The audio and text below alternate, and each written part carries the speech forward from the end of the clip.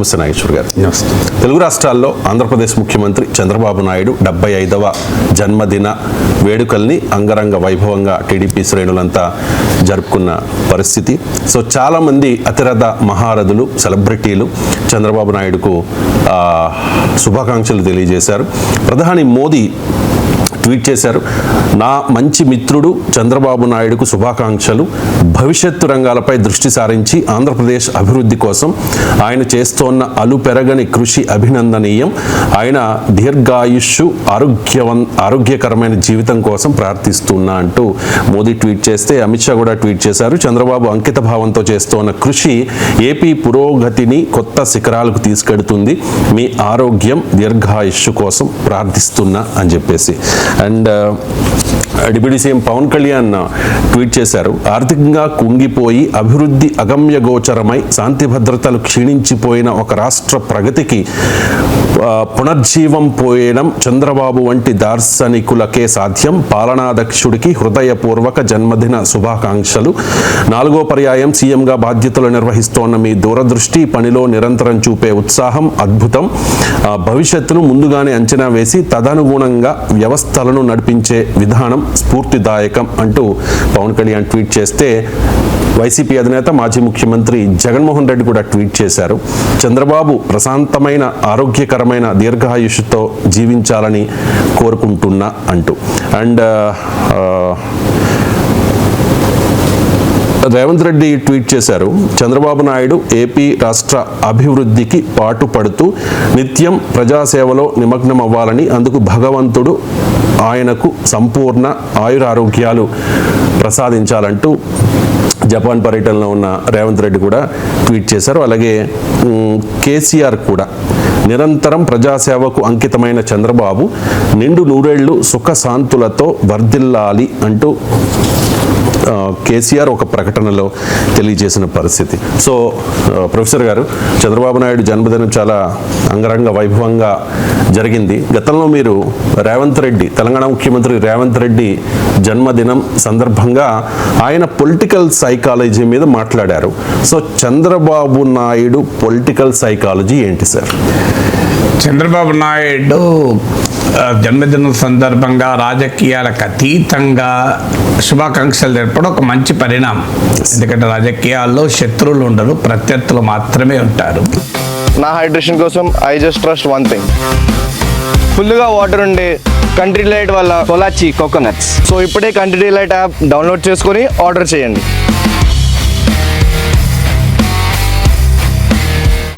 So అందువల్ల రాజకీయాల్లో ఒక హుందాతనానికి ఇది ఒక నిదర్శనం.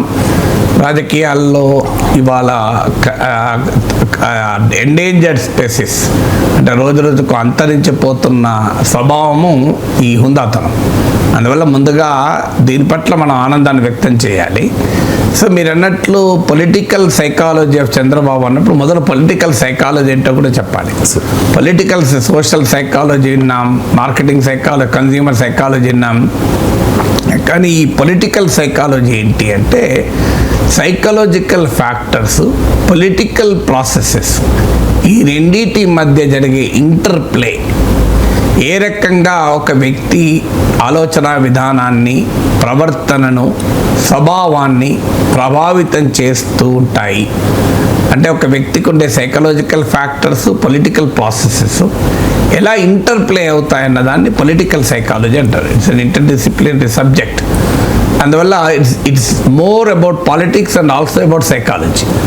సో చంద్రబాబు నాయుడు పొలిటికల్ సైకాలజీలో మనం గమనిస్తే 10 పాయింట్స్, నేను క్విక్గా ఆలోచిస్తే ఒక 10 పాయింట్స్ మన స్క్రీన్ పైన కూడా చూపెట్టవచ్చు. ఆ 10 పాయింట్స్ ఒకటి ఏంటంటే, first point is physical fitness. అది నిజంగా అప్రిషియేట్ చేయాలి.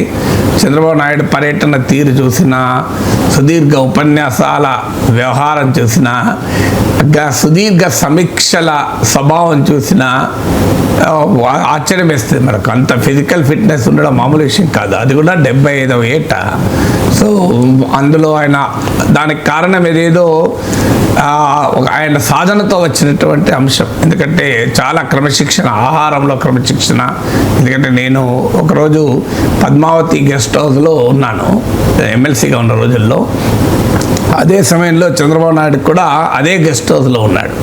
సో అందువల్ల నాకు వ్యక్తిగతంగా కూడా అనుభవం, చాలా మితమైన ఆహారము, ఫ్రూట్స్, చాలా న్యూట్రిషియస్, చాలా highly disciplined life style. So అంత డిసిప్లిన్ లైఫ్ స్టైల్ మామూలు విషయం కాదు, చాలా కష్టం కూడా. సో అందువల్ల ఆయన ఫిజికల్ ఫిట్నెస్కు ఉన్నటువంటి ప్రత్యేకత అది మొదటిగా మనం ఈ ఏజ్లో అందరికీ ఏదైనా మనం పోగొట్టుకున్నా వస్తుందేమో, కానీ ఆరోగ్యం పోగొట్టుకుంటే రాదు.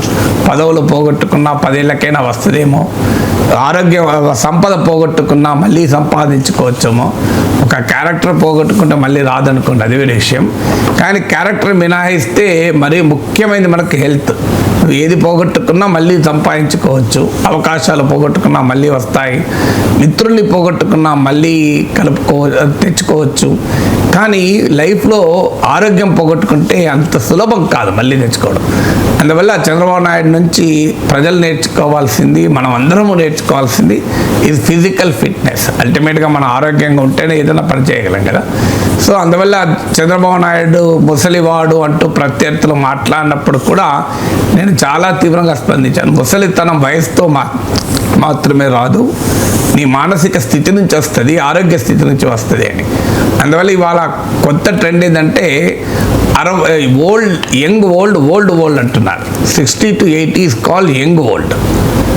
80 అబోవ్ ఓల్డ్ అంటున్నాను. నేను దీనిపైన ఒక వీడియో చేస్తే కొన్ని చాలా రోజుల క్రితం, ఇప్పుడు ఒక 10 లక్షల మంది చూశాను, యూట్యూబ్లో ఉంటుంది, యంగ్ ఓల్డ్ అండ్ ఓల్డ్ అని. ఇది డెమోగ్రఫీలో ఒక క్యారెక్టర్. ఎందుకంటే లైఫ్ స్టైల్ మారిపోతుంది, లైఫ్ ఎక్స్పెక్టెన్సీ, సగటు జీవితకాలం మారిపోతుంది కనుక. So is not even old అని కూడా అనకూడదు. అయినా ఓల్డ్ అనేది మన ఆరోగ్యాన్ని బట్టి ఉంటుంది. బాగా పనిచేస్తున్నప్పుడు ఓల్డ్ ఏంటి, కొంతమంది పుట్టుకతోనే వృద్ధులుగా ఉండవచ్చు. అందువల్ల మన ఫస్ట్ది ఫిజికల్ ఫిట్నెస్. రెండవది చంద్రబాబు నాయుడు ప్రత్యేకతలో సర్వైవల్ ఇన్స్టింక్ట్. చాలా సందర్భాల్లో నేను గతంలో కూడా మాట్లాడాను, ఫినిక్స్ పక్షిలాగా లేవగలిగాడు అని. చాలా సందర్భాల్లో survival instinct and killer instinct ఉన్న నాయకుడు.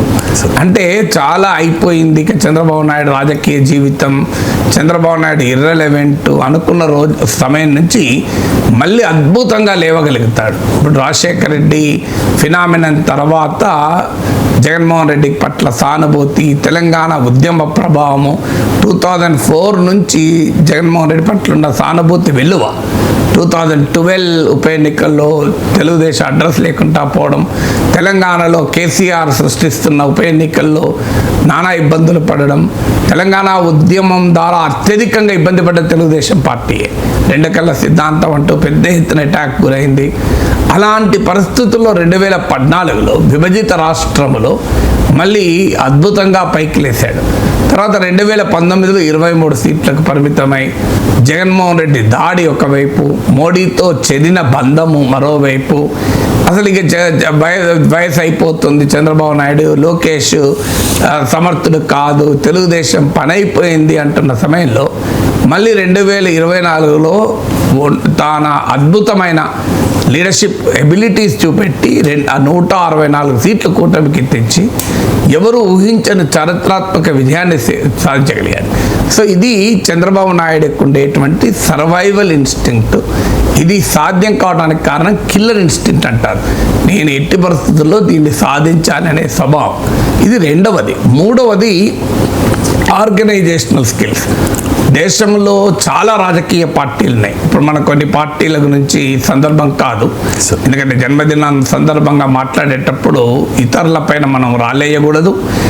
ఎవరి గురించి మాట్లాడుతున్నో వాళ్ళ గురించి కూడా 4 మంచి మాటలే మాట్లాడాలి, అది సంస్కారం అవుతుంది. సో అది విమర్శలకు 364 రోజులు, 65 రోజుల్లో 364 రోజులు ఉంటాయి కదా, ఒక్కరోజే కదా మనం విమర్శ లేకుండా మాట్లాడాలి. అందువల్ల ఇతరుల గురించి మనం ఇప్పుడు పేర్లు పెట్టి ప్రస్తావించద్దు. కానీ చాలా పార్టీల విషయంలో మనం మాట్లాడుకుంటాం. పార్టీ ఉంటుంది కానీ నిర్మాణం ఉండదు, ఊరూరా పార్టీ ఉండదు, క్యాడర్ ఉండదు అని.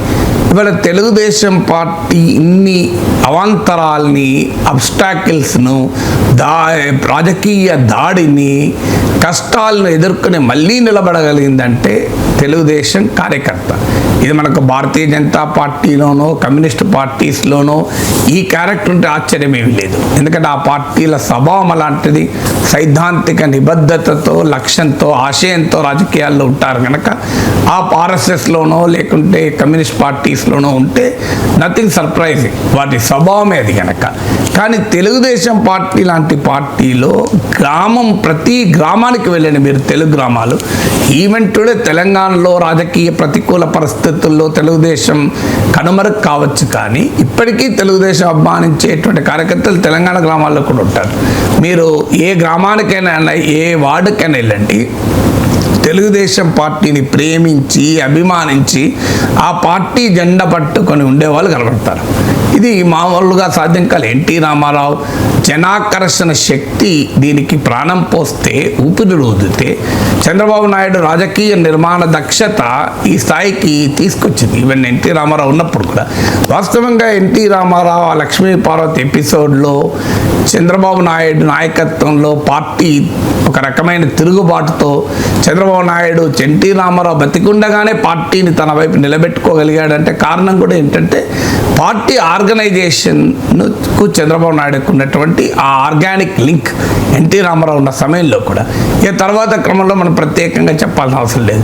ఎంత ప్రత్యర్థుల భయంకర దాడుల్ని కూడా నిర్బంధానికి నిలబడి ఆ పార్టీ నిలబడింది, మళ్ళీ అధికారంలోకి రాగలిగింది అంటే ఆ కార్యకర్తల గొప్పతనం, దానికి చంద్రబాబు నాయుడు నాయకత్వం దోహదం చేసింది. మూడవది. నాలుగవది విజన్. ఇప్పుడు చాలామంది నాయకులు కూడా వ్యక్తం చేశారు. ఈ విజన్ పైన విమర్శలు ఉండొచ్చు, ఈ విజన్ సాధ్యమైందా అనేటువంటి ప్రశ్నలు ఉండవచ్చు. ప్రతి రాజకీయ నాయకుని పైన విమర్శలు ఉంటాయి, ప్రతి రాజకీయ నాయకుని పైన ప్రశ్నలు ఉంటాయి. కానీ విజన్ అంటూ లేదని మాత్రం ఎవరు అనలేరు కదా. ఆనాడు విజన్ 2020 అన్నా, ఈనాడు వికసిత ఆంధ్రప్రదేశ్ అన్నా. సో ఒక ముందు చూపు విజన్, ఆ విజన్ పెట్టుకొని పనిచేయడం అనేది చంద్రబాబు నాయుడుకు ఉండే స్వభావం. మీకు దానికి క్లాసిక్ ఎగ్జాంపులే ఐటీ రంగం. ఇప్పటికీ కూడా చంద్రబాబు నాయుడు ప్రత్యర్థులు కూడా అంగీకరించగలిగే ఏకైక అంశం ఏదైనా ఉందంటే ఇన్ఫర్మేషన్ టెక్నాలజీ. ఇన్ఫర్మేషన్ టెక్నాలజీ గురించి ఏమో తెలియని రోజుల్లో కూడా సో గుజరాత్ లాంటి ఒక బిజినెస్ ఎంటర్ప్రైజ్ స్టేట్ కావచ్చు, కలకత్తా లాంటి రాజకీయ చైతన్యం ఉన్న నగరం కావచ్చు, అహ్మదాబాద్ కానీ, కలకత్తా కానీ, గుజరాత్ కానీ, బెంగాల్ కానీ రాష్ట్రాలు చేయలేని పని హైదరాబాద్ ఎందుకు చేయగలిగింది, ఉమ్మడి ఆంధ్రప్రదేశ్ ఎందుకు చేయగలిగింది? వాస్తవంగా గుజరాత్ మామూలు బిజినెస్ ఎంటర్ప్రైజ్ కాదు కదా. ప్రపంచంలో మీకు అమెరికా నుంచి ఆఫ్రికా వరకు చూడండి వ్యాపారాలు ఎవరున్నాయంటే గుజరాతీల చేతుల్లో ఉంటాయి. కెన్యాకి వెళ్ళండి, గుజరాతీల సూపర్ మార్కెట్లు ఉంటాయి. ఆఫ్రికా దేశాల్లో, అమెరికాలో చూడండి గుజరాతీల షాపులు ఉంటాయి. అలాంటి వారు చేయలేని పని బెంగాల్ రాజకీయ చైతన్యానికి మారిపోయారు. నేటి బెంగాల్ రేపటి భారతదేశం అని అంటుంటారు. అలాంటి రాజకీయ చైతన్యం కలిగిన గడ్డపై కూడా లేనిది రానిది ఉమ్మడి ఆంధ్రప్రదేశ్లో హైదరాబాద్లో వచ్చింది అంటే డెఫినెట్గా చంద్రబాబు నాయుడు విజన్ కది. ఆ విజన్ పైన ఎవరు ఎన్నన్నా విమర్శలు చేయొచ్చు, కానీ విజన్ అంటూ లేదని మాత్రం ఎవరు అనలేరు. ఆయనకు విజన్ ఉంది కనుక ఆ విజన్ విమర్శిస్తారు, లేకపోతే ఎందుకు విమర్శిస్తారు? విజన్ లేకపోతే విమర్శించేది ఉంటుంది. ఇది నాలుగవది. ఐదవది పొలిటికల్ ఫ్లెక్సిబిలిటీ, అడాప్టబిలిటీ. దీన్ని ప్రత్యర్థులు అపార్చునిజం, అవకాశవాదం అనొచ్చు, లేదు విశ్లేషకులు పొలిటికల్ ఎక్స్పీరియన్సీ అనొచ్చు. అంటే రాజకీయ పరిస్థితులకు అవసరాలకు అనుగుణంగా మారడం అనొచ్చు, లేదా మద్దతుదారులు పొలిటికల్ ప్రాగ్మాటిజం అనొచ్చు. రాజకీయ ప్రాగ్మాటిజం, ఎక్స్పీరియన్సీ, అపార్చునిజం. ఈ మూడు వారి వారి దృక్పథాలను బట్టి చంద్రబాబు నాయుడు పట్ల వారు వాడే పదాలు కావచ్చు. అందుకే నేను ఆ మూడు పదాలు వాడకుండా ఫ్లెక్సిబిలిటీ అంటున్నాను.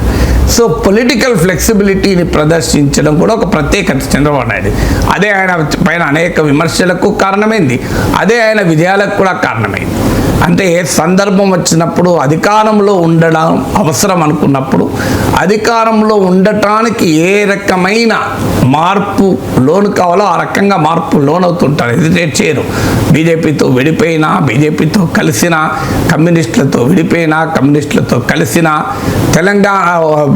తెలుగు ప్రజల ఆత్మగౌరవం అంటూ పుట్టిన పార్టీ అయి తెలంగాణ కొరకు లెటర్ ఇచ్చిన అందరికన్నా ముందు, కాంగ్రెస్ వర్కింగ్ కమిటీ తీర్మానానికన్నా ముందు సమైక్యవాదాన్ని కలిగి ఉండి కూడా తెలంగాణ రాష్ట్ర సమితితో పొత్తు పెట్టుకున్న ఇవన్నీ కూడా ఈ పాయింట్కి ఉదాహరణ. నేను చెప్పిన ఐదో పొలిటికల్ ఫ్లెక్సిబిలిటీ లేదా అడాప్టబిలిటీకి ఒక ఉదాహరణ ఇది. ఐదవది. ఆరవది చాలామంది రాజకీయ నాయకులకు లేనిది చంద్రబాబు నాయుడుకు ఉన్నది, ఇది లవ్ ఫర్ టెక్నాలజీ. అది ఇన్ఫర్మేషన్ టెక్నాలజీకి పునాదులు వేసింది కూడా అదే. ఇవాళ కూడా మీరు చూడండి, ఇంతమంది ముఖ్యమంత్రులు ఉన్నారు. ఎవరైనా మీకు జనరేటివ్ ఆర్టిఫిషియల్ ఇంటెలిజెన్స్ గురించి కానీ, బయోటెక్నాలజీ గురించి కానీ, సైబర్ సెక్యూరిటీ గురించి మాట్లాడే వాళ్ళు ఎవరు ఉన్నారా అంటే ఎవరు లేరు. మీరు ఒక్క చంద్రబాబు నాయుడు మాట్లాడుతుంటాడు చూడండి. సో అమరావతిని ఆర్టిఫిషియల్ హబ్ చేస్తా, విశాఖను ఫిన్టెక్ వ్యాలీ చేస్తా, చేసిండా చేయలేదా, చేయగలిగాడా, చేయడంలో అడ్డంకులేంటి, ఇవన్నీ ఎవరైనా విమర్శలు చేయవచ్చు. కానీ కనీసం ఆ పదాలను కూడా మిగతా వాళ్ళు వాడడానికి హెజిటేట్ చేస్తారు. వాళ్ళు వాడినా ఎబ్బెట్టుగా ఉంటుంది. చంద్రబాబు నాయుడు వాడితే ఎబ్బెట్టుగా ఉండదు. మీరు ప్రత్యర్థులు కూడా ఎబ్బెట్టుగా ఉండదు. చూడండి, చంద్రబాబు నాయుడు ఆర్టిఫిషియల్ ఇంటెలిజెన్స్ గురించి మాట్లాడినా, Chandrababu Naidu internet of things గురించి మాట్లాడినా, చంద్రబాబు నాయుడుకి ఏమీ పాష్ పబ్లిక్ స్కూల్ బ్యాక్గ్రౌండ్ లేదు, మెట్రోపాలిటన్ బ్యాక్గ్రౌండ్ లేదు, ఆయన ఏమీ ఇంటర్నేషనల్ స్కూల్లో చదవలేదు. ఒక రైతు కుటుంబంలో పుట్టి, ఒక గ్రామం నుంచి వచ్చి, ఒక సాధారణ విశ్వవిద్యాలయంలో చదివి ఈ ఆధునిక సాంకేతిక పరిజ్ఞానాన్ని ఆస్వాదించిన తీరు, అలవరిచిన తీరు ఆయన యునీక్ క్యారెక్టర్కి ఒక ఉదాహరణ. సో అందువల్ల మీకు తెలుగు వాళ్ళు ఇవాళ సమాచార సాంకేతిక ప్రపంచంలో సగర్వంగా ఉండగలుగుతున్నారు అంటే that credit certainly goes to Chandrababu Naidu. దాంట్లో అనుమానమే లేదు. నాకు ఇప్పటికి గుర్తు, 2 ఏళ్ల క్రితం నా కొడుకు కార్డు ఇవ్వటానికి కలిశాను. సో మాట్లాడుతూ, నాగేశ్వర గారు ఏం చేస్తారు మీ అబ్బాయి అంటే, ఇలా యుఎస్లో ఉన్నాడు సార్, గూగుల్లో పనిచేస్తున్నాడు అంటే, మీరు నాకు రాయల్టీ చెల్లించాలయ్యా అన్నాడు. ఎందుకంటే నేను వేసిన బీజాల వల్లనే కదా ఇవాళ నీ కొడుకుడు అక్కడ ఉన్నాడు అన్నాడు నవ్వుకుంటూ. సో అందుకుంటూ అంటే మీరు నాకు కప్పం కట్టాలి అన్నాడు నవ్వుతూ. సో అంటే అది వాస్తవమే. డెఫినెట్గా టెక్నాలజీతో చంద్రబాబు నాయుడుకున్న అనుబంధం అనేది ఒక కీలకమైన అంశం కదా. మనం ఇక 7వది ఏంటి అంటే లెర్నింగ్ ఎజిలిటీ. అంటే ఒక విషయాన్ని నేర్చుకోవడంలో చంద్రబాబు నాయుడు చూపగలిగే ఉత్సాహము, ఉత్సుకత చాలా ప్రత్యేకమైంది. చాలామందికి తెలియదు. ఎందుకంటే ఇప్పుడు మీకు గమనించండి, 91లో భారతదేశంలో మన్మోహన్ సింగ్ ఆర్థిక మంత్రి అయ్యాక పివి నరసింహరావు ప్రధానమంత్రిగా ఉన్న సమయంలో దేశంలో ఆర్థిక సంస్కరణలు మొదలయ్యాయి. ఈ ఆర్థిక సంస్కరణ అప్పటికి ఇంకా రాష్ట్రాల ముఖ్యమంత్రులు ఈ పదాలు వాడలే. ఈ ఎకనామిక్ రిఫార్మ్స్, స్ట్రక్చరల్ అడ్జస్ట్మెంట్లు, ఫ్రీ మార్కెట్ రిఫార్మ్స్, ఈ పదాలు తెలియదు. సో ఆ సమయంలో వాస్తవంగా భారతదేశంలో ఆర్థిక సంస్కరణలు రాజీవ్ గాంధీ హయాంలో మొదలయ్యాయి. కానీ రాజీవ్ గాంధీ హయాంలో మొదలైన చాలామంది అది గుర్తించలేకపోయారు. ఎలక్ట్రానిక్స్ రంగంలో లిబరలైజేషన్తో స్టార్ట్ అయింది. ఇట్ వాజ్ 1984లో రాజీవ్ గాంధీ ప్రైమ్ మినిస్టర్తో ఇండియాలో లిబరలైజేషన్ మొదలైంది. 91 నుంచి సిస్టమాటిక్గా ఒక స్వీపింగ్ రిఫార్మ్స్ మొదలయ్యాయి. మిడ్-90స్కి వచ్చే వరకు చంద్రబాబు నాయుడు అందుకున్నాడు. దాని పొలిటికల్ కాస్ట్ కూడా అనుభవించాడు. వరల్డ్ బ్యాంక్ ఒక డాక్యుమెంట్లో చెప్తుంది, రాజకీయపరమైన నష్టాలు ఉన్నా కూడా ఆర్థిక సంస్కరణలకు కట్టుబడి ఉన్న నాయకుడు చంద్రబాబు నాయుడు అని. సో వాస్తవంగా 2004లో ఆయన ఓడిపోవడానికి కారణం అది.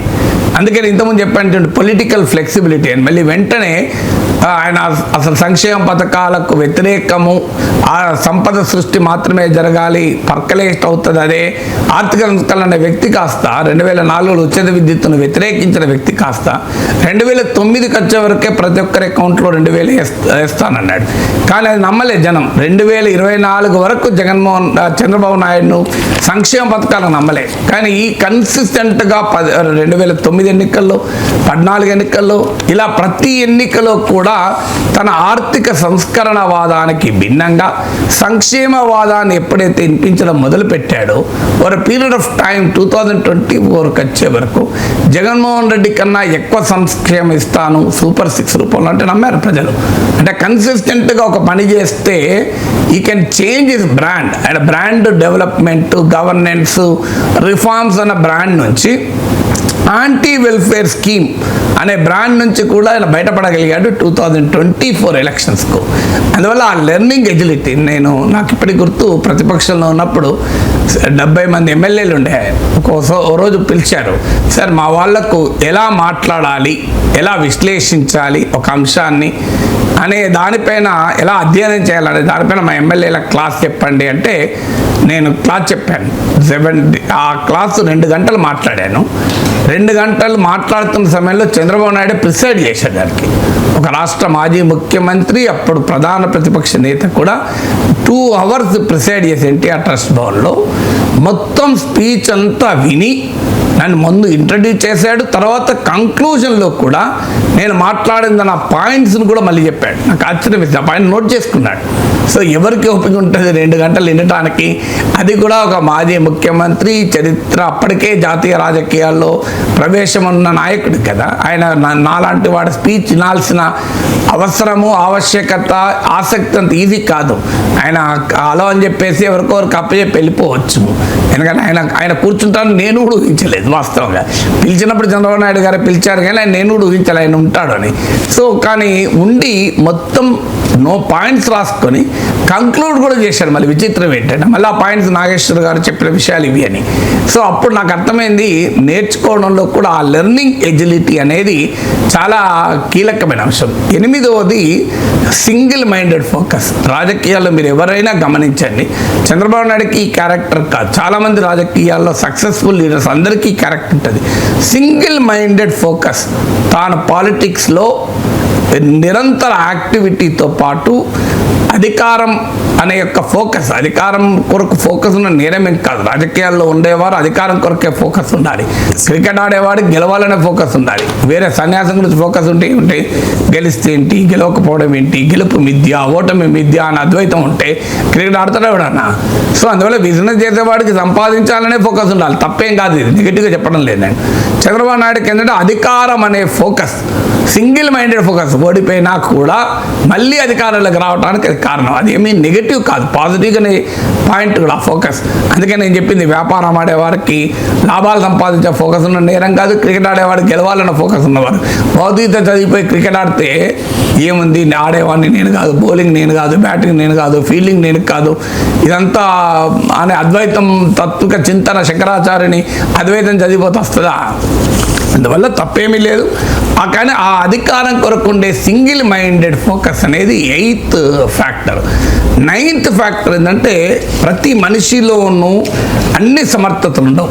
ఇప్పుడు మీకు ఆశ్చర్యం వేస్తే చంద్రబాబు నాయుడు మీద చాలామంది మీములు, ప్రత్యర్థులు, జోకులు వేస్తారు. ఇంగ్లీషు అంత సమర్థవంతంగా మాట్లాడలేడు, హిందీ పెద్దగా రాదు. ఈ 2 భాషలు లేకపోతే రాష్ట్రం వదిలిపోయి కమ్యూనికేషన్ చాలా కష్టం. ఎందుకంటే ఎవరికైనా మనం హిందీ, ఇప్పుడు ఆంధ్ర రాజకీయ నాయకులకు అన్ని పార్టీల్లోనూ ఉన్న సమస్య, కాంగ్రెస్లోనైనా బీజేపీలోనైనా ఇదే, జాతీయ పార్టీలో వాళ్ళు తెలంగాణ నాయకులకు ఉన్నంత ఇంటిమసీ కూడా ఆంధ్ర నాయకులకు నేషనల్ లీడర్షిప్తో ఉండడం ఛాలెంజ్ అవుతుంది. కారణం ఏంటంటే వాళ్ళకి ఇంగ్లీష్ రావాలి, హిందీ రావాలి, ఏదో ఒకటి రాకపోతే జాతీయ నాయకులతో ఉండదు. చంద్రబాబు నాయుడుకు ఇంగ్లీషు, హిందీలో ఫ్లూయెన్సీ లేకపోయినా ఆయన జాతీయ, అంతర్జాతీయ గుర్తింపు తెచ్చుకోగలిగాడు. అది మామూలు విషయం కాదు. అలాగే పెద్ద గొప్ప స్పీకర్ కాదు. మీరు రాజశేఖర్ రెడ్డి చూడండి, కంపేర్ చేస్తే రాజశేఖర్ రెడ్డి పబ్లిక్ స్పీకర్గా చాలా ప్రత్యేకత కలిగిన ఉపన్యాసకుడు. మీకు నరేంద్ర మోడీ ఎంత అద్భుతమైన ఉపన్యాసకుడు చూడండి. కేసీఆర్ ఎంత సమర్థవంతమైన ఉపన్యాసకుడు చూడండి. కేసీఆర్ ఉపన్యాసం 40 నిమిషాలన్న బోరు కొట్టదు. చంద్రబాబు నాయుడు అంత పెద్ద ఉపన్యాసకుడు కాదు, కానీ అంటే రాజకీయాల్లో ఉండాల్సిన బేసిక్ లక్షణాలు ఏంటి? ఉపన్యాసం ఇవ్వగలగాలి, కమ్యూనికేట్ చేయగలగాలి, భాషా చాతుర్యం ఉండాలి, కరిష్మా ఉండాలి, జనాకర్షణ ఉండాలి. చంద్రబాబు నాయుడు ముఖ్యమంత్రి అయినప్పుడు జనాకర్షణ ఏంటి? సో తర్వాత అక్వైర్డ్ కరిష్మా అనేది తప్ప ఇప్పుడు మీకు ఎన్టీ రామారావు లాగానో, పవన్ కళ్యాణ్ లాగానో, మరో నాయకులానో జనాకర్షణతో మొదలైన రాజకీయ జీవితం కాదు. కానీ ఓవర్ ఎ లాంగర్ పీరియడ్ తనకంటూ ఒక జనాకర్షణ అక్వైర్ చేసుకోగలిగాడు.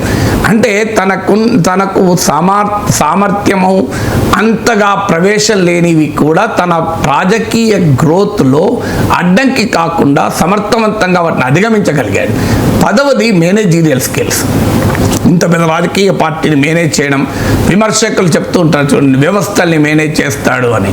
అది విమర్శకులు నెగటివ్గా చూడొచ్చు. మరి పొలిటికల్గా ఎలక్షన్ మేనేజ్మెంటు, పొలిటికల్ మేనేజ్మెంటు, వ్యక్తులు, ఇవన్నీ పాజిటివ్గా చూసేవాడికి పాజిటివ్ అవుతుంది, నెగిటివ్ చూసేవాడికి నెగిటివ్ అవుతుంది. మీడియాను సమర్థవంతంగా ఈ మెనేజీరియల్ స్కిల్స్ ఉన్నవాడు.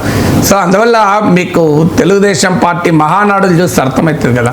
నేను ఒక పొలిటికల్ జర్నలిస్ట్గా మహానాడులను చూశాను, మీరు కూడా వెళ్ళి ఉండాలి కదా. కొన్ని వేల మంది వస్తారు, మామూలు కాదు. మీకు ఎక్కడ భోజనాల దగ్గర కానీ ఎక్కడ కానీ చిన్న పొరపాటు కూడా జరగకుండా చాలా ఎఫెక్టివ్గా జరుగుతుంది. మీకు మళ్ళీ బ్రహ్మాండమైన భోజనాలు, మామూలు భోజనం కూడా ఉండదు. జర్నలిస్టులు ఎవరినైనా చెప్తారు, పొలిటికల్ జర్నలిస్టులుగా మహానాడు అటెండ్ అయితే.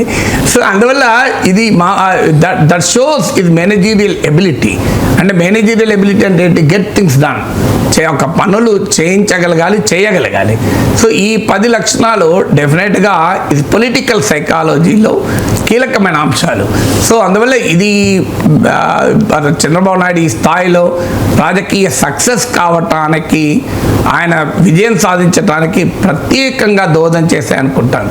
సో అందువల్ల నాకు ఇప్పటికి గుర్తు, నేను ఎమ్మెల్సీగా 2007లో ఫస్ట్ టైం పోటీ చేస్తాను అనుకున్నప్పుడు రాష్ట్రంలో ఉన్న అన్ని రాజకీయ పార్టీలను అడిగాను, ఎక్కడ తేడా లేకుండా నేను ఇండిపెండెంట్గా పోటీ చేస్తున్నాను, నాకు మద్దతు ఇవ్వండి అని. సో ఇమీడియట్గా చాలామంది ఇప్పుడు వామపక్ష పార్టీలు ఇమీడియట్గా మద్దతు ప్రకటించాయి. లోక్సత్తా సానుకూలంగా, ఈనాడులో వార్త కూడా వచ్చింది, లోక్సత్తా సానుకూలం, వామపక్షాల అదే బాటలో వామపక్షాలు, చంద్రబాబు నాయుడు సానుకూలమని. తెలుగుదేశం పార్టీ చంద్రబాబు నాయుడు కూడా దేవేంద్ర గౌడ్ మాట్లాడాడు. తర్వాత నేను మాట్లాడితే ఇలాంటి వాళ్ళు ఉండాలి సార్ శాసన మండలిలో, తప్పనిసరిగా మద్దతు ఇస్తామన్నాడు. తర్వాత ఏం జరిగిందో తెలియదు కానీ టీడీపీ అభ్యర్థి ప్రకటించింది. అభ్యంతరం ఏం లేదు, రాజకీయ పార్టీకి హక్కుంది పోటీ చేస్తాం. టీడీపీ అభ్యర్థి ప్రకటించడమే కాదు, నా ప్రధాన ప్రత్యర్థి కూడా టీడీపీయే. నేను టీడీపీ అభ్యర్థి పైనే గెలిచాను. ఇంట్రెస్టింగ్ ఏంటంటే ఇప్పుడు నాకు మంచి మిత్రుడు పిఎల్ శ్రీనివాస్, ఆ రోజు టీడీపీ అభ్యర్థి, is a very good friend of mine. ఆయన కాలేజీలకు కూడా వెళ్ళి ఉపన్యాసాలిస్తుంటాను నేను. సో అందువల్ల పిఎల్ శ్రీనివాస్ పైన, టీడీపీ అభ్యర్థి పైన నేను గెలిచాను. మళ్ళీ సివియర్ కాంపిటీషన్లో గెలిచాను టీడీపీతో. 3rd ప్లేస్లో బీజేపీ, 4th ప్లేస్లో టీఆర్ఎస్, కాంగ్రెస్ బ్యాక్ ఇండిపెండెంట్ తర్వాత ప్లేస్లో ఉండే. కాంగ్రెస్ నాయకులు కొంతమంది బలపరిచారు. కాంగ్రెస్ పార్టీ అధికారికంగా ఎన్నికల్లో పాల్గొనలేదు ఆ రోజుల్లో. సో ఈ ప్రధాన పోటీ టీడీపీతో ఉన్న నాకు తర్వాత చెప్పారు, మరి మద్దతు ఇస్తానని చెప్పి మళ్ళీ ఏమైంది అంటే వాళ్ళ డిబేట్లో జరిగిందట, ఈయనకి ఏం రిసోర్సెస్ ఉన్నాయి, ఈయన ఎన్ని కార్లు పెట్టగలుగుతారు. అప్పుడు ఉమారెడ్డి వెంకటేశ్వర్లు టీడీపీలో ఉండి ఎమ్మెల్సీ ఎన్నికల ఇన్ఛార్జ్ ఉండే.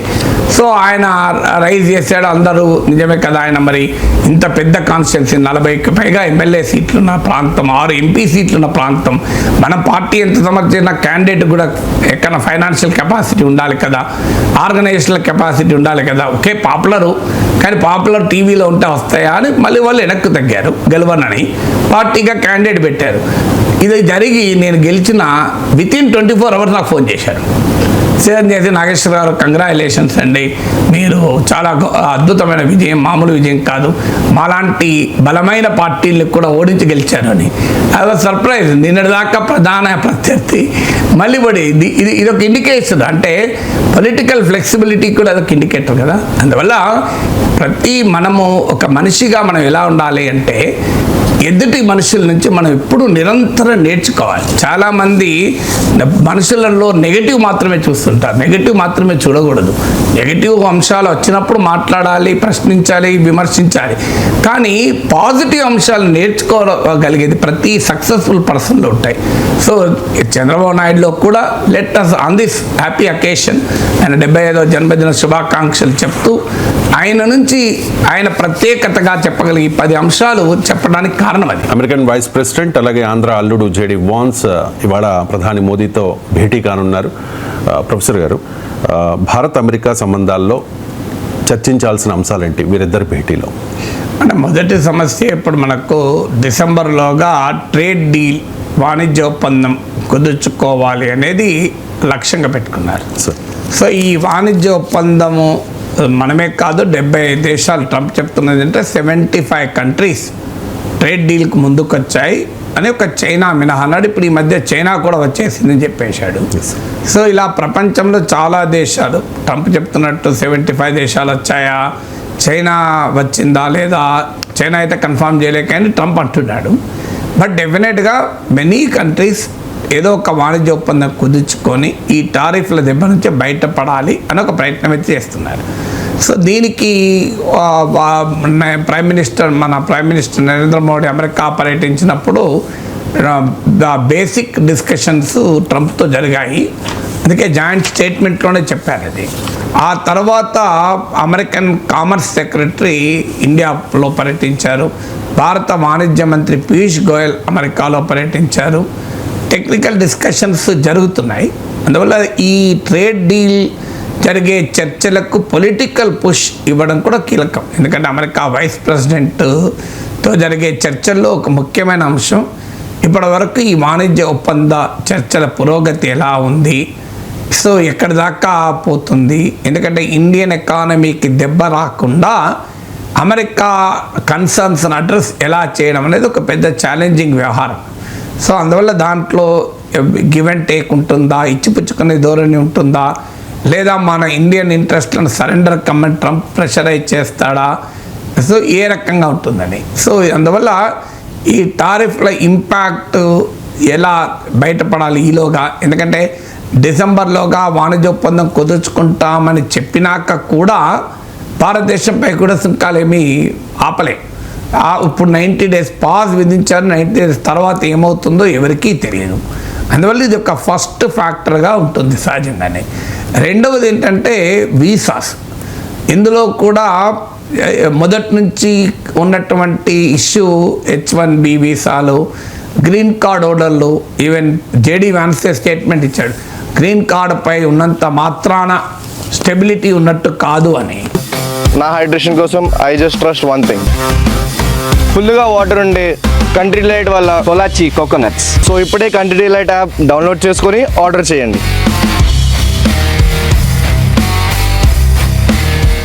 సో అందువల్ల ఈ రకమైనటువంటి ట్రంపిష్ లాంగ్వేజ్, ట్రంప్ మాట్లాడే anti immigrant language JD Vance కూడా మాట్లాడుతూ వచ్చాడు.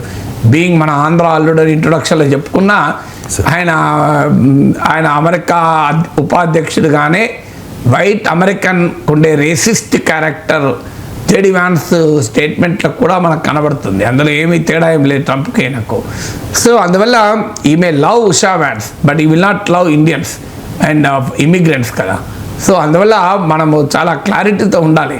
ఏదో ఆంధ్ర అల్లుడు, మన భారతీయ అల్లుడు ఇవన్నీ చెప్పుకోవడానికి వరకు వస్తాయి. సబ్స్టాన్షియల్ ఇష్యూస్ వచ్చే వరకు వాళ్ళ కంట్రీకి రిప్రజెంట్ చేస్తారు. అది ఈయననే కాదు, కమలా హ్యారిస్ అయినా, రిషి సునక్ అయినా. రిషి సునక్ బ్రిటిష్ ప్రైమ్ మినిస్టర్గా ఉన్నప్పుడు మన కన్నడ అల్లుడే కదా అని చెప్పి భారతదేశంతో ఏమైనా వాణిజ్య ఒప్పందం కుదిరిందా బాగా. సో అందువల్ల రాజకీయాలే దేనికదే. సో అందువల్ల ఈ వీసా సమస్యలు ఉండడంతో పాటు ఇప్పుడు తాజాగా వస్తున్న మరో ముఖ్యమైన అంశం ఏంటంటే ఈ స్టూడెంట్స్ ఇప్పుడు 4,000 మంది విద్యార్థుల్ని ఇప్పటివరకు డిపోర్ట్ చేశారు. అంటే యూనివర్సిటీస్లో ఏదైనా పొలిటికల్ అంశం, ముఖ్యంగా పాలస్తీనాకు అనుకూలంగా ర్యాలీ చేసిన వాళ్ళని పంపారు. ర్యాలీనే కాదు, సోషల్ మీడియాలో పోస్ట్ చేసినా కూడా వాళ్ళ సోషల్ మీడియా పోస్టులను కూడా స్కాన్ చేసి పంపించారు. మళ్ళీ ప్రెస్టీజియస్ యూనివర్సిటీ, కొలంబియా యూనివర్సిటీ లాంటి యూనివర్సిటీలకు వెళ్ళి కూడా పంపించారు. సో అందువల్ల ఈ ఇండియన్ స్టూడెంట్స్ పైన భారీగా అటాక్ జరుగుతుంది. ఇటీవల అమెరికన్ ఇమిగ్రేషన్ లాయర్స్ అసోసియేషన్, అమెరికాలో ప్రత్యేకంగా ఇమిగ్రేషన్ లాయర్స్ అని ఉంటారు, అంటే వాళ్ళు ఇమిగ్రేషన్ ఇష్యూస్లోనే ఎక్స్పర్ట్స్ వారు. So American immigration lawyers association survey ఇటీవల బయటకు వచ్చింది. ఈ సర్వే ప్రకారం అమెరికన్లో ట్రంప్ ప్రభుత్వము డిపోర్ట్ అంటే స్వదేశాలకు పంపించి వేస్తున్న విద్యార్థుల్లో 50% ఇండియన్సే.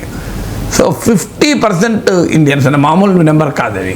సో ఎందుకంటే భారీగా భారతీయులు, మన తర్వాత నెక్స్ట్ చైనీస్ 14%. ఆ తర్వాత మీకు బంగ్లాదేశ్, సౌత్ కొరియా, ఈ కంట్రీస్ గురించి కూడా ఉన్నాయి. కానీ 50% Indians, next highest contingent Chinese. So అది 14%. అంటే ఎంత తేడా చూడండి. సో అమెరికన్ ప్రభుత్వం ప్రకటించింది ఇండియన్స్ పట్ల మేమేమి వివక్ష చూపడం లేదు అని, కానీ statistics tell the different story. ఎందుకంటే 50% ఇండియన్స్ ఎందుకుంటారు, లేకపోతే మన తర్వాత చైనీస్ 14% ఎందుకుంటారు. ఆఫ్ కోర్స్ అమెరికాలో చదివే విదేశీ విద్యార్థులు ఇండియన్స్ ఎక్కువ మంది, కాదని నేను అనను. ఆ మాటకంతా చైనీస్ కూడా చాలా ఎక్కువ మంది. మరి వాళ్ళకన్నా ఎక్కువ మనని ఎందుకు పంపించేస్తున్నారు? సో అందువల్ల ఇదొక సెకండ్ ముఖ్యమైన అంశంగా ఉండవచ్చు. మూడవది, ఇండియాకు F-35 యుద్ధ విమానాలు అమ్ముతానని అమెరికా ప్రతిపాదించింది. కొనడానికి కూడా మనం ముందుకు వచ్చాం. వాస్తవంగా అమెరికా మిత్ర దేశాలైన కెనడా, ఈవెన్ యూరోపియన్ కంట్రీస్ కూడా F-35 విమానాలు కొనడం పైన అనుమానాలు వ్యక్తం చేస్తూ క్వశ్చన్స్ వ్యక్తం చేస్తున్నారు. క్యాన్సిల్ కూడా చేసుకోవడానికి ముందుకు వస్తున్నారు. కానీ భారతదేశం మాత్రం F-35 యుద్ధ విమానాలు కొనాలి అని ముందుకు వచ్చింది. ఎందుకంటే ప్రాబ్లం ఏంటంటే ఈ F-35 యుద్ధ విమానాలు కేవలం విమానం మనకి ఇచ్చినంత మాత్రం సరిపోదు. అది ఎఫెక్టివ్గా బ్యాటిల్ ఫీల్డ్లో పనిచేయాలంటే అమెరికన్ సపోర్ట్ ఎప్పటికీ అవసరం. అమెరికా వాళ్ళ దగ్గర కిల్లర్ బ్రేక్ ఉంది అని కూడా, కిల్లర్ స్విచ్ అంటారు దాన్ని. అంటే అవసరం వస్తే దాన్ని ఆపేయగలుగుతారు అమెరికా వాళ్ళు, పెంటగన్ అని వార్త కూడా వచ్చింది. ఆఫ్కోర్స్ అమెరికన్ అధికారులు కాదంటున్నారు, కానీ ప్రామినెంట్గా మిలిటరీ జర్నల్స్లో కూడా, మీడియాలో కూడా వచ్చింది ఈ కిల్లర్ స్విచ్ అమెరికా దగ్గర ఉంటుంది అని. సో అందువల్ల F-35 యుద్ధ విమానాల వల్ల అమెరికా పైన ఓవర్ డిపెండెన్స్ ఉంటుంది అని మిత్ర దేశాలే అనుమానాలు వ్యక్తం చేస్తారు. అందుకే కెనడా వదులుకుంటుంది, కానీ ఇండియా కొనడానికి ముందుకు వచ్చింది. పోనీ మనం కొనడానికి ముందుకు వచ్చిన తర్వాత కనీసం అమెరికా మన దేశ భద్రతను దృష్టిలో పెట్టుకొని వ్యవహరించాలి కదా. పాకిస్తాన్కి F-16 ప్యాకేజ్ ఇచ్చారు. అంటే అంతకుముందు బైడెన్ ప్రభుత్వం $450 మిలియన్ ఇస్తే $393 మిలియన్ ట్రంప్ ఇచ్చాడు. మీరు గమనించండి, బైడెన్ ప్రభుత్వం తీసుకున్న ప్రతి చర్యను కాదనే ట్రంప్, ప్రతి నిర్ణయాన్ని పక్కకు పెట్టే ట్రంప్, ప్రతి విధానాన్ని రద్దు చేసే ట్రంప్, పాకిస్తాన్ విషయంలో మాత్రం ఏమీ తేడా లేదు. సో మనకు F-35 యుద్ధ విమానాలు ఇచ్చే పాకిస్తాన్కి F-16 యుద్ధ విమానాలు ఇస్తే ఏం మీనింగ్ అది? ఇద్దరు కలిసి F-35లో మనము F-16లో వాడు కొట్టుకోమనా? సో అందువల్ల ఇది ఒక కీలకమైన అంశం మనకు. నాలుగవది, కౌంటర్ ఇన్సర్జెన్సీ, టెర్రరిజం. ఇటీవల తహవూర్ రానాను ఇండియాకు తీసుకొచ్చారు. చాలా పాజిటివ్ అంశం. అది పాజిటివ్ అంటే 17 ఏళ్ళ తర్వాత అమెరికా లాంటి ఒక డెమోక్రటిక్ కంట్రీకి తీవ్రవాద వ్యతిరేక పోరాటంలో మేము ముందున్నామని చెప్పే దేశం ఒక భయంకరమైన తీవ్రవాది ముంబై అల్లర్లలో ప్రత్యక్షంగా పాల్గొని అమెరికాలోనే అనుమానాస్పదంగా ఉండి, ఇక ఇండియాలో దాడే కాదు కోపెన్హేగన్లో దాడి వెనకాల కూడా ఉన్నారని అమెరికాలోనే ఆరోపణలు ఎదుర్కొన్న తహవూర్ రానా మనకు అప్పగించడానికి 17 years పట్టింది. ఇంత విచిత్రం చూడండి. ఇప్పుడు ఆయన డేవిడ్ హెడ్లీ, అసలు పేరు దావూద్ జిలానీ, డేవిడ్ హెడ్లీని ఇప్పటికీ కూడా పంపించడానికి అమెరికా సిద్ధపడడం లేదు. కారణం ఏంటంటే వాడు పాకిస్తాన్కు లష్కర్-ఇ తోయిబాకే కాదు, అమెరికాకు CIA కూడా ఏజెంట్గా పనిచేశాడు. మరి డేవిడ్ హెడ్లీని ఎందుకు అప్పచెప్పడం? డేవిడ్ హెడ్లీకి సహకరించాడన్న పేరిట తహవూర్ రానాను ఎక్స్ట్రాడేట్ చేశాడు. విచిత్రం ఏంటంటే డేవిడ్ హెడ్లీకి సహకరించిన తహవూర్ రానాని భారత్కు అప్పగించిన అమెరికా డేవిడ్ హెడ్లీని మాత్రం అప్పగించానంటుంది. సో అందువల్ల ఇలాంటి ఇష్యూస్ ఉన్నాయి. బహుశా ఇవన్నీ చర్చకు రాకపోవచ్చు. లాస్ట్ 2 అంశాలు మీకు F-16, F-35 మన భారతదేశమే అంత గట్టిగా దాన్ని ఏమీ అబ్జెక్ట్ చేయలేదు ట్రంప్తో మాట్లాడినప్పుడే. అందువల్ల JD Vance ఎందుకు మాట్లాడతాం? మనమే అబ్జెక్ట్ చేయకపోతే అమెరికాతో చర్చలు ఎక్కడిది? మన కన్సర్న్ వ్యక్తం చేస్తాం, వదిలేసాం అంతే.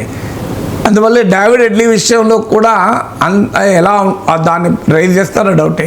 కానీ ఖచ్చితంగా ట్రేడ్ డీల్ ఒకటి, ఈ వీసాలు, స్టూడెంట్స్ డిపోర్టేషన్, ఈ రెండు మాత్రం, ఇది మాత్రం ఖచ్చితంగా బహుశా JD Vanceతో చర్చలు జరపచ్చు. అయినా కూడా ఈ విజిట్ ప్యూర్లీ పొలిటికల్ విజిట్ కాదు, it's more a cultural visit. So Jaipur, Agra కూడా వెళ్తున్నారు. సో అందువల్ల is not even the president కాదు, వైస్ ప్రెసిడెంట్. ట్రంప్ లాంటి వాళ్ళు అధికారంలో ఉన్నప్పుడు వైస్ ప్రెసిడెంటే ఉంటారు, ప్రెసిడెంట్ ఒక్కడే ఉంటారు పవర్ఫుల్.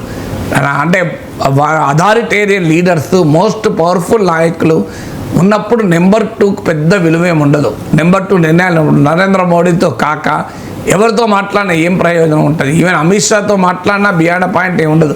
అల్టిమేట్గా మోడీ యాక్సెప్ట్ చేయాలి కదా. సో అందువల్ల మీకు పవర్ఫుల్ లీడర్, స్ట్రాంగ్ మెన్లో, అందులో ట్రంప్ లాంటి నాయకుల్లో JD Vance makes how much he can impact Trump అనేది డౌట్ఫుల్ కేసే. సో అందువల్ల but still vice president of America ఇండియాకి వస్తున్నాడు కనుక ఖచ్చితంగా మన కన్సర్న్స్ అయితే వ్యక్తం చేస్తాం. సుప్రీంకోర్టు పైన, అలాగే సుప్రీంకోర్టు చీఫ్ జస్టిస్ పైన భారతీయ జనతా పార్టీ ఎంపీలు next topic Nishikant Dubey and Dinesh Sharma తీవ్రమైన భాషతో దాడి చేశారు సార్. దేశ అత్యున్నత న్యాయస్థానంపై అధికార పార్టీ ఎంపీల రాజకీయ మాటల దాడిపై మీ కామెంట్ ఏంటి?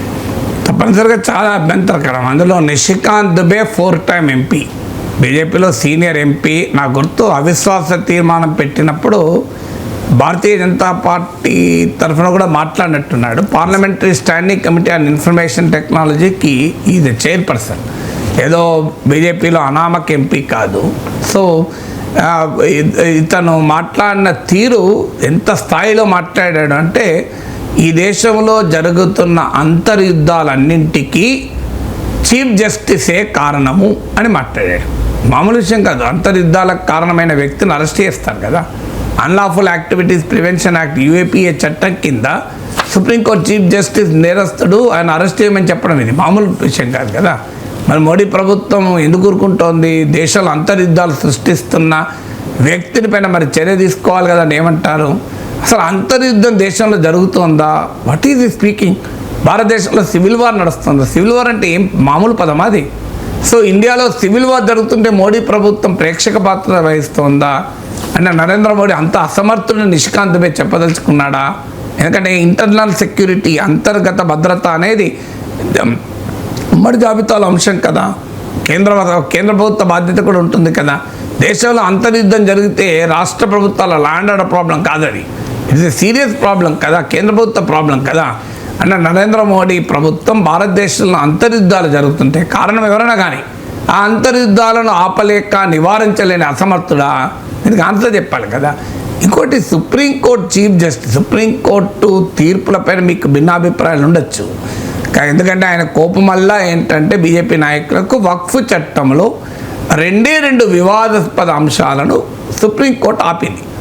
ఆ 2 వివాదం, ఒకటి వక్ఫ్ బోర్డులో, సెంట్రల్ వక్ఫ్ కౌన్సిల్లో ముస్లిమేతరులను నియమించడాన్ని, రెండవది వక్ఫ్ బై యూజర్ అంటే దశాబ్దాలుగా వక్ఫ్ ప్రాపర్టీగా ఉంటున్న దాన్ని డీనోటిఫై చేయకూడదు అని ఈ 2 ఆపింది. మిగతా దేన్ని ఆపలేదు. ఈ 2 ఆపినందుకు కోపం. ఆ కోపం ఎక్కడి దాకా పోయిందంటే చీఫ్ జస్టిస్ను. ఒక్క చీఫ్ జస్టిసే కాదు, గతంలో చీఫ్ ఎలక్షన్ కమిషనర్గా పనిచేసిన ఖురేషీని ఇలాగే మాట్లాడాడు. ఆయన ముస్లిం కమిషనర్ అని చెప్పి తిట్టారు. నా హైడ్రేషన్ కోసం I just trust one thing, ఫుల్గా వాటర్ ఉండే కంట్రీ లైట్ వల్ల కొలాచి కోకోనట్స్. సో ఇప్పుడే కంట్రీ లైట్ యాప్ డౌన్లోడ్ చేసుకొని ఆర్డర్ చేయండి. సో ఎక్కడికి పోతున్నారు అసలు? దేశ అత్యున్నత న్యాయస్థానం పైన ఈ దాడి ఒక బీజేపీ ఎంపీ చేస్తే, మీకు ఒక కాంగ్రెస్ పార్టీలో ఒక సర్పంచ్ మాట్లాడినా అర్నబ్ గోస్వామి, రాహుల్ శివశంకర్ లాంటి వాళ్ళు ఊరిగా మామూలుగా రెచ్చిపోరు. Rahul Gandhi should answer, Rahul Gandhi should reply, Priyanka Vadra should reply అని మాట్లాడతారు. మరి నిషికాంత్ దుబే అంటే నరేంద్ర మోడీ బాధ్యత లేదా? మీరు ఇప్పటి వరకు నరేంద్ర మోడీకి కానీ, అమిత్ షా కానీ, కిరణ్ రిజిజు కానీ, న్యాయశాఖ మంత్రి ఒక్కరు కూడా ఇది తప్పనలే. ఒక బీజేపీ అధ్యక్షుడు జేపీ నడ్డా ఇది పార్టీ లైన్ కాదు, ఈ పార్టీ అంగీకరించదు ఈ వ్యాఖ్యలతో అన్నారు. కానీ పార్టీ ఏం చర్య తీసుకుంది? దేశ చీఫ్ జస్టిస్ను నోటికొచ్చినట్టు మాట్లాడితే ఒక తీవ్రవాదిగా ముద్ర వేసినాయి కదా. అంతర్యుద్ధానికి కారణం అంటే ఏంటన్నట్టు? ఒక రకంగా సుప్రీంకోర్టు చీఫ్ జస్టిస్ టెర్రరిస్ట్ అంటున్నాడు. అన్లాఫుల్ యాక్టివిటీస్, సివిల్ వార్ అనే మామూలు పదం కాదు. మరి అంత ఘోరమైన భాషలో, అంత నీచమైన భాషలో సుప్రీంకోర్టు చీఫ్ జస్టిస్ పైన అంటే ఇది మా పార్టీ లైన్ కాదు, మేము డిసోసియేట్ చేసుకుంటున్నాం అని అంటే అయిపోతుంది. ఆయనకు మీద ఇంతవరకు షోకాజ్ నోటీస్ లేదు, చర్య లేదు, ఏది ఎందుకు ఉండదు అంటే ఇది మరి అలాంటప్పుడు నరేంద్ర మోడీ ఖండించాడు, అమిత్ షా ఖండించాడు. ఇది ఖచ్చితంగా పబ్లిక్గా మీరు అనండి, మేము దాన్ని డిసోసియేట్ చేసుకుంటాం. ఇది ఒక ప్యాటర్న్. సో ప్రజ్ఞా సింగ్ ఠాకూర్ గాంధీ మహాత్ముని చంపిన నాథురామ్ గోడ్సేని పొగుడుతూ గాంధీని అంటది. దాన్ని నరేంద్ర మోడీ నేను దీన్ని భరించలేను, సహించలేను అంటాడు. సో ఎవరు ఏదో ఒకటి మాట్లాడుతుంటారు, వారు ఇష్టమైనట్టు మాట్లాడతారు, పార్టీ మాత్రం మాకు సంబంధం లేదంటారు. నూపూర్ శర్మ నుంచి రాజా సింగ్ వరకు వాళ్ళు మాట్లాడుతుంటారు, పార్టీ మాకు సంబంధం లేదంటది. సో ఇది కేవలం నిషికాంత్ దుబే, దినేష్ శర్మ లెక్క కాదు కదా, ఇది ప్యాటర్న్ కదా. నిరంతరం ఇది ఒక ప్యాటర్న్. ఒక వీళ్ళు మాట్లాడడమే కాదు, సాక్షాత్తు వైస్ ప్రెసిడెంట్ ఆఫ్ ఇండియా ఇష్టమైనట్టు సుప్రీంకోర్టు పైన మాట్లాడాడు. వైస్ ప్రెసిడెంట్ ఆఫ్ ఇండియా, మీకు కిరణ్ రిజిజు లా మినిస్టరు అసలు ఇష్టమైనట్టు మాట్లాడాడు. ఇంకోటి కాదు, బ్లాక్మెయిల్. ఇందులో నేను నిషికాంత్ దుబే ఏమంటాడు, నేషనల్ జ్యుడిషియల్ అపాయింట్మెంట్స్ కమిషన్ పట్టుకొస్తాం. ఏమనుకుంటున్నారు, నేను ఎన్జేఎస్సి రావడం అవసరమా, అది వేరే చర్చ కాదు. కొలీజియం సిస్టమ్ కరెక్టా, ఎన్జేఎస్సి కరెక్టా, కొలీజియం సిస్టమ్ కరెక్ట్ కాదని నేను కూడా చాలాసార్లు మాట్లాడాను. That is different issue. కానీ ఇప్పుడు ఈ కాంటెక్స్ట్లో మాట్లాడడం అంటే ఏంటి అర్థం? నేను బెదిరించడం కదా, సుప్రీంకోర్టు బ్లాక్మెయిల్ చేస్తారు ఒక అధికార పార్టీ ఎంపీ. సో ఏంటి సుప్రీంకోర్టు చేసిన తప్పేంటి? చీఫ్ జస్టిస్ సుప్రీంకోర్టు చేసిన తప్పేంటి? ఒకటి, వక్ఫ్ చట్టంలో 2 వివాదాస్పద అంశాలని ఆపారు. మొత్తం చట్టంపై కూడా స్టే ఇవ్వలేదు. అలాగే గవర్నరు రాష్ట్రపతికి మీరు ఇనాక్షన్ నిర్ణయం తీసుకోకుండా ఉండే అధికారం లేదు అని చెప్పింది సుప్రీంకోర్టు. సుప్రీంకోర్టు రాజ్యాంగపరమైన అంశాలలో సుప్రీంకోర్టుదే ఫైనల్ నిర్ణయం అన్నాడు. ఇలా తప్పేంటి? భారత రాజ్యాంగం అదే చెప్తుంది కదా. కేశవానంద భారతి కేసు తీర్పు చెప్పండి, basic structure of the constitution అని. సో మీకు సెపరేషన్ ఆఫ్ పవర్స్లో క్లియర్గా భారతదేశంలో ఏ చట్టమైనా పార్లమెంట్ అసెంబ్లీ చేస్తే ఆ చట్టం రాజ్యాంగబద్ధమా కాదా అనేటువంటి అధికారం కోర్టులకే ఉంటుంది. మరి article 143 of the constitution of India ప్రకారం కాన్స్టిట్యూషనల్ కాదా అని ప్రెసిడెంట్ ఎవరికి రెఫర్ చేస్తారు? సుప్రీంకోర్టుకి రెఫర్ చేస్తారు కదా. సుప్రీంకోర్టు ఎక్కడ ప్రెసిడెంట్ రెఫర్ చేయరు కదా. సుప్రీంకోర్టు చీఫ్ జస్టిస్ నియమించేది ప్రెసిడెంటే కదా అంటాడు. నియమించేది ప్రెసిడెంటే కావచ్చు. అట్లాంటి కంట్రోల్ అండ్ ఆడిటర్ జనరల్ సిఏజీని ప్రభుత్వం నిర్ణయిస్తుంది. మరి వాళ్ళు ప్రభుత్వాన్ని వ్యతిరేకంగా మాట్లాడడం లేదా? దానికి దీనికి ఏం సంబంధం ఇది? సో మీకు అలా అంటే రాష్ట్రపతితో ఎవరు ప్రమాణ స్వీకారం చేస్తారు? చీఫ్ జస్టిస్ ప్రమాణ స్వీకారం చేస్తారు. మరి నియమించేది రాష్ట్రపతిని, చీఫ్ జస్టిస్ కాకపోవచ్చు. ప్రమాణ స్వీకారం ఎవరు చేస్తారు? రాష్ట్రపతిని. అయినా ఇదెక్కడి రాజ్యాంగంలో ఎవరి పని వారికి నిర్వచించబడింది. సో ప్రజలు ఎన్నుకున్నటువంటి పార్లమెంట్ చేసే చట్టాలను సుప్రీంకోర్టు ఎవరు అంటారు? మరి ప్రజలు ఎన్నుకున్న శాసనసభ చేసిన చట్టం గవర్నర్ ఎవరండి ఆపడానికి? ప్రజలు ఎన్నుకున్న శాసనసభ చేసిన చట్టాలను రాష్ట్రపతి ఎవరండి? తమిళనాడు శాసనసభ చట్టం చేసింది. తమిళనాడు రాష్ట్ర ప్రజలు ఎన్నుకున్నారు ఆ శాసనసభను. ద్రౌపది ముర్మును ఎన్నుకోలేక కదా తమిళనాడు ప్రజలు. మరి ఆమె ఎట్లా ఆపుతుంది రాష్ట్రపతి? మరి ఎలా గవర్నర్ ఆపుతాడు? ఇది కదా క్వశ్చను. వ్యక్తులుగా గవర్నర్ సిఎన్ రవి కాదు, ద్రౌపది ముర్ము కాదు. వాళ్ళ పట్ల మనకు సంపూర్ణమైన గౌరవం ఉంటుంది. కానీ ఇన్స్టిట్యూషన్స్ ఎవరైనా కానీ తమిళనాడు శాసనసభ చేసిన చట్టాల్ని, తమిళ ప్రజల రాజకీయ నిర్ణయాన్ని రాష్ట్రపతి గవర్నర్లు ఎట్లా ఆపుతారండి? మరి అది పద్ధతి? అది అంటే శాసనసభకు అధికారం ఉండదా? ప్రజలు ఎన్నుకున్న పార్లమెంటుకో అధికారం ఉండదా? ప్రజలు ఎన్నుకున్న శాసనసభకు ఉండదా? అయినా రాష్ట్రపతి గవర్నర్లు రాజ్యాంగబద్ధంగా వ్యవహరిస్తే స్పీకర్లు కోర్టులు ఎందుకు మాట్లాడతాయి? మీరు వ్యవహరించకపోతేనే కదా కోర్టులు మాట్లాడేది. మీరు ట్రాఫిక్ నిబంధనలు వైలేట్ చేస్తేనే కదా ట్రాఫిక్ కానిస్టేబుల్ వచ్చేది.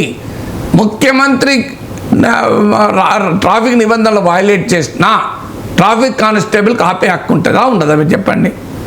ముఖ్యమంత్రి కావచ్చు, ముఖ్యమంత్రి ట్రాఫిక్ నిబంధనలు వైలేట్ చేస్తాడు. మంత్రులు రవాణా మంత్రి పోనీ ముఖ్యమంత్రి కంటే ప్రత్యేక ప్రోటోకాల్ ఉంటుంది. రవాణా మంత్రి ట్రాఫిక్ నిబంధనలు వైలేట్ చేస్తాడు. ఏం ట్రాఫిక్ కానిస్టేబుల్కి అధికారం ఉండదు ఆపడానికి? మీరు చెప్పండి.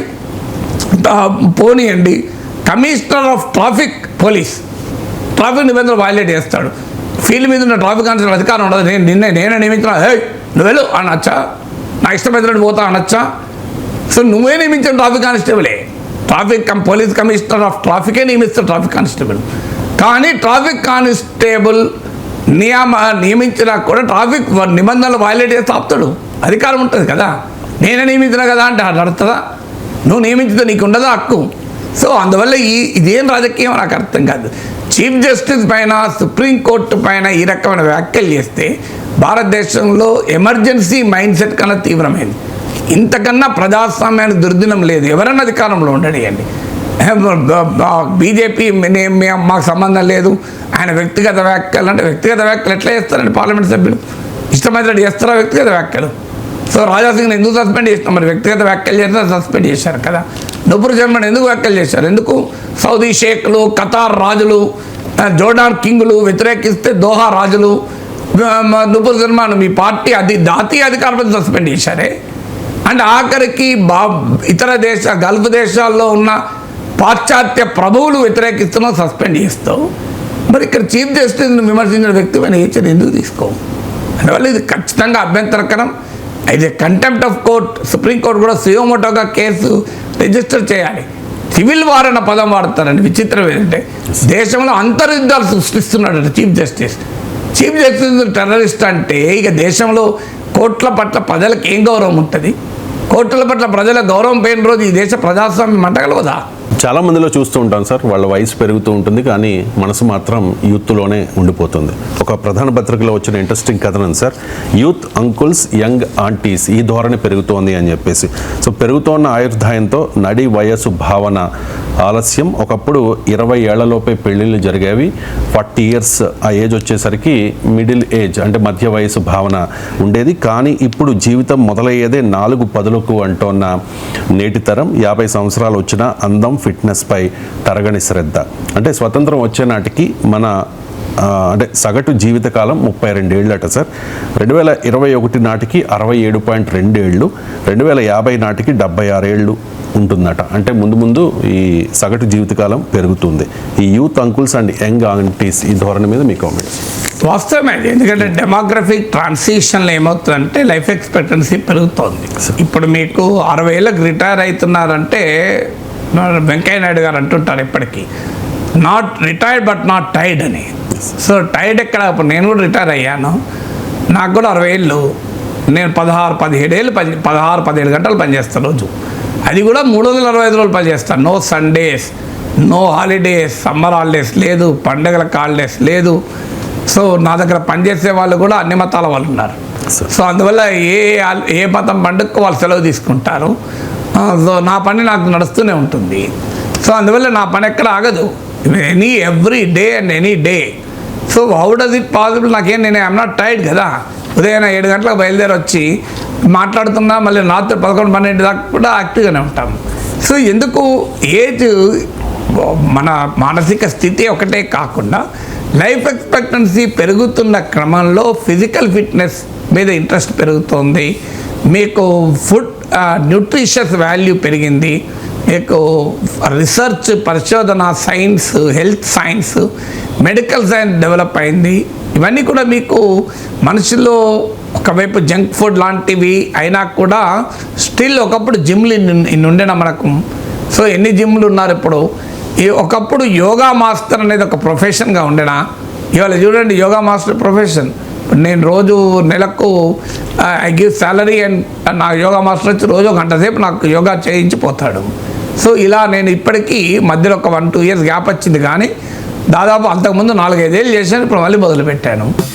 నా హైడ్రేషన్ కోసం I just trust one thing, ఫుల్గా వాటర్ ఉండే కంట్రీ డిలైట్ వల్ల కొలాచి కోకోనట్స్. సో ఇప్పుడే కంట్రీ డిలైట్ యాప్ డౌన్లోడ్ చేసుకొని ఆర్డర్ చేయండి. సో ఈ కాన్షియస్నెస్ అందరిలో పెరిగింది. ఎందుకంటే హెల్తీగా ఉండాలి, ఫిజికల్గా ఫిట్ ఉండాలి అనేది. దాంతో ఈ డెమోగ్రఫిక్ చేంజ్ అవుతుంది. ఆ మధ్య ఒక స్టడీ కూడా వచ్చింది. ఓల్డ్ కూడా 60 ఏళ్ళ తర్వాత ఓల్డ్ కాదు, యంగ్ ఓల్డ్ అని. నేను 60 to 80 is young old, 80+ is old. So అందువల్ల 80 ఏళ్ళ దాకా మీరు వృద్ధులే కారు. 80 ఏళ్ళప్పుడు వృద్ధులు కానప్పుడు 40 ఏళ్ళప్పుడు నడివేసి ఎట్లా అవుతుంది? సో నడివేసి కిందికి రాదు కదా. సో అందువల్ల అందులో లేట్ మ్యారేజెస్ అవుతున్నాయి. సో ఒకప్పుడు అమ్మాయిలకు కూడా ఇవాళ 25-26 ఏళ్ళు కాంతి అసలు పెళ్ళిళ్ళు కూడా జరగలేదు, చాలా తక్కువ, బిలో 25 years. సో పెళ్ళిళ్ళు లేట్ అయినప్పుడు పిల్లలు లేట్ అవుతారు. సో మీకు ఉద్యోగాలకు కూడా మీరు పబ్లిక్ సర్వీస్ కమిషన్ రాసే చూడండి, 40 years, 35, 37, 30s, లేట్ 30s ఉన్న వాళ్ళు చాలామంది రాస్తుంటారు. సో అందువల్ల ఆ స్వభావం మారిపోయింది. మీకు డెఫినెట్గా డెమోగ్రఫిక్ ట్రాన్సిషన్ వల్ల వస్తున్నటువంటి మార్పు. So people are more conscious of age కూడా. మీరు చూడండి, తాత వయసు ఉన్న వాళ్ళకు కూడా, తాత వరుస ఉన్న వాళ్ళకు కూడా తాత అనిపించుకోరు. మీకు తాత అనిపించుకోవాలంటే మొహమాట అనిపిస్తుంటుంది. సో అలాగే మీకు వయసు చాలా, మీకు ఇంత వయసు ఉందా అని ఏమన్నా అనండి వాళ్ళు ఫ్రాడ్ అయిపోతారు వెంటనే. అలా వయసు అనిపించడం లేదే మీరు అని ఒక 50 ఏళ్ళ వయసు ఉన్న వ్యక్తిని మీరు 30s లాగా అనిపిస్తున్నారంటే ఇక వారు ఆనంద పారవశ్యంలో మునిగితే మీకు బ్రహ్మాండమైన భోజనం పెట్టి పంపిస్తారు. ఎందుకంటే ఆ ఏజ్ కాన్షియస్నెస్ కూడా పెరిగింది. సో అందువల్ల it's a demographic change that is happening. So డెఫినెట్గా ఒక పాజిటివ్ ట్రెండ్. అయితే ఇందులో ఒక డైమెన్షన్ కూడా ఏంటంటే లైఫ్ ఎక్స్పెక్టెన్సీ పెరుగుతుంది, అంటే మోర్టాలిటీ తగ్గుతుంది, కానీ మార్బిడిటీ పెరుగుతుంది. ఇది ఒకటి ఆందోళన కలిగిస్తున్న అంశం. మీరు గమనించండి, 90 ఏళ్ళు 85 ఏళ్ళు 95 ఏళ్ళు బతుకుతున్నారు, కానీ అనేక రకాల ఆరోగ్య సమస్యలు పెరుగుతున్నాయి. మోకాలు నొప్పులు, నడుము నొప్పులు, అసలు సహాయం లేకుండా నా జీవించలేని పరిస్థితి. ఇది ఒక ఆందోళనకరమైన అంశం. If you can live healthy for 90 years fine, ఇతరుల పైన ఆధారపడకుండా నీ పనులు నువ్వు చేసుకుంటూ 90 ఏళ్ళు బతికితే అంతకన్నా గొప్పతనం ఏమున్నది. కానీ చాలామంది ఓల్డ్ పీపుల్లో ఒక ఆందోళనకరమైనగా కనబడుతున్నాయి. ఏంటంటే మేము ఎందుకు బతుకున్నాం అన్నటోళ్ళు కూడా ఉన్నారు. ఎందుకంటే ఇతరుల సాయం లేకుండా జీవించలేని పరిస్థితి. ఇది ఒక ట్రెండ్. అందుకే మీకు కేర్ గివర్ ఇండస్ట్రీ గణనీయంగా పెరుగుతుంది. అయితే డబ్బులు ఉన్న వాళ్ళు కేర్ గివర్లను పెట్టుకుంటారు, డబ్బులు లేని వాళ్ళు ఎట్లా? హెల్త్ కాస్ట్ పెరిగిపోతున్నాయి. ఇప్పుడు మీకు 80 ఏళ్ళు దాటి ఉన్న బతకడం పెరిగిన తర్వాత ఏమవుతుందంటే ఒకే ఇంట్లో 4 జనరేషన్లు ఉంటాయి. 85 ఏళ్ళ తల్లిదండ్రులు, వాళ్ళ పిల్లలు కూడా రిటైర్ అయి ఉంటారు, మళ్ళీ వాళ్ళ మనమళ్ళు, తర్వాత ముని మనమళ్ళు, ఇన్ని 4 జనరేషన్లు ఉంటున్నాయి. సో అందువల్ల హెల్త్ కాస్ట్ పెరిగిపోతున్నాయి. మన దేశంలో హెల్త్ ఇన్సూరెన్స్ చాలా పరిమితం. డబ్బున్నవాడు హెల్త్ ఖర్చు పెట్టగలుగుతాడు, పేదవాడికి ఏదో ఆరోగ్యశ్రీ నడుస్తుంది. మిడిల్ క్లాసుల్లో చాలా పెద్ద సమస్యగా మారిపోతుంది, మిడిల్ క్లాస్ ఫ్యామిలీస్లో.